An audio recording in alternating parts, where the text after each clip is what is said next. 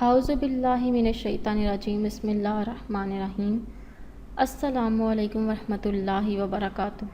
تمام سامعین کو ہمارے چینل کی طرف سے خوش آمدید۔ مجھے امید ہے کہ آپ سب لوگ خیریت سے ہوں گے۔ ناظرین، آج کا جو وظیفہ میں آپ لوگوں کی خدمت میں لے کر حاضر ہوئی ہوں، اس وظیفے کی مدد سے انشاءاللہ تعالی آپ کا جو شوگر کا مرض ہے وہ ختم ہو جائے گا۔ کوئی بھی ایسا شخص جس کی شوگر کی بیماری بہت ہی زیادہ ہو چکی ہے اور جہاں تک کہ جو نوبت ہے وہ آپریشن تک آ پہنچی ہے، تو بھی وہ شخص بھی یہ اگر وظیفہ کر لیتا ہے تو انشاءاللہ تعالی اس کا جو شوگر کا مسئلہ ہے وہ حل ہو جائے گا۔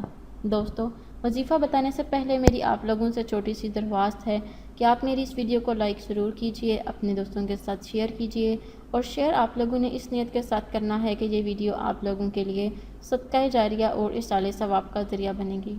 دوستو، ہو سکتا ہے کہ ایک شیئر کرنے کی وجہ سے آپ کے کسی بھی انسان کی بہت بڑی پریشانی یا مشکل حل ہو جائے اور اس کا ثواب آپ کو بھی ملے گا۔ دوستو، آپ نے یہ وظیفہ کیسے اور کب کرنا ہے اس کے بارے میں آپ کو آگاہ کروں گی۔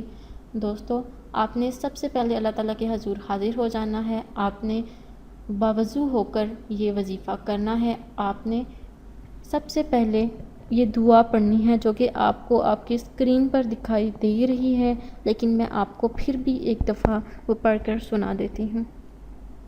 بسم اللہ الرحمن الرحیم۔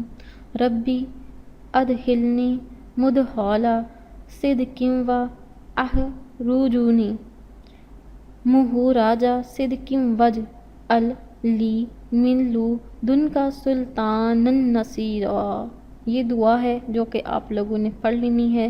3 مرتبہ آپ نے یہ دعا پڑھنی ہے، اور آپ نے آخر میں 3 مرتبہ ہی درود شریف پڑھنا ہے۔ اگر آپ درود ابراہیمی پڑھ لیتے ہیں تو یہ آپ لوگوں کے لیے بہت ہی زیادہ فضیلت والا عمل ہے، کیونکہ ہم نماز میں بھی یہ درود شریف پڑھتے ہیں۔ اس وجہ سے اس درود شریف کی اہمیت جو ہے وہ باقی تمام درود شریف سے اس کی فضیلت زیادہ ہے۔ آپ نے 3 مرتبہ درود ابراہیمی پڑھ لیں، اس کے بعد آپ نے پانی پر دم کرنے کے بعد آپ نے وہ پانی پی لینا ہے، جہاں آپ نے اس متاثرہ شخص کو پلا دینا ہے جس کو شوگر کا مرض لاحق ہے۔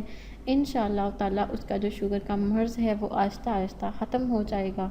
دوستو، میری اللہ پاک سے دعا ہے کہ اللہ پاک آپ سب کو صحت و تندرستی عطا فرمائیں اور اپنے حفظ و امان میں رکھیں، آمین ثم آمین۔